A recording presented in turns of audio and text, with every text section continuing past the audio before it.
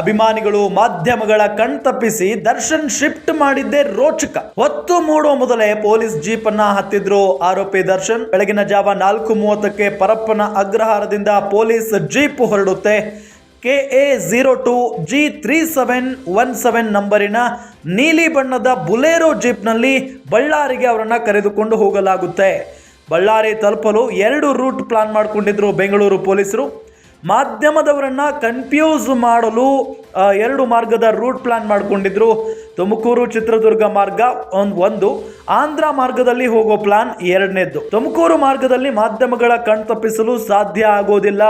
ಅಭಿಮಾನಿಗಳು ಮಾಧ್ಯಮಗಳ ಕಾಟ ಇದ್ದೇ ಇರುತ್ತೆ. ಹಾಗಾಗಿನೇ ಮತ್ತೊಂದು ರೂಟ್ ಅಂದ್ರೆ ಆಂಧ್ರ ರೂಟ್ ಆಯ್ಕೆ ಮಾಡ್ಕೊಳ್ತಾರೆ. ತುಮಕೂರು ಚಿತ್ರದುರ್ಗ ಮಾರ್ಗದಲ್ಲಿ ಅಭಿಮಾನಿಗಳು ಜಮಾವಣೆ ಆಗ್ತಾರೆ ಅನ್ನೋ ಮಾಹಿತಿ ಇತ್ತು.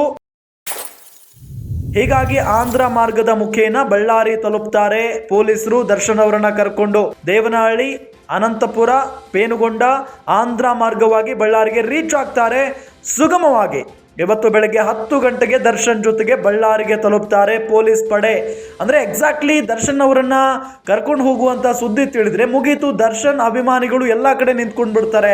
ದಾರಿಗೆ ಅಡ್ಡಲಾಗಿ ನಿಂತು ಬಿಟ್ರೆ ಬಹಳ ಕಷ್ಟ ಆಗುತ್ತೆ ಅನ್ನೋದು ಪೊಲೀಸ್ನವರಿಗೆ ಮೊದಲೇ ತಿಳಿದಿತ್ತು.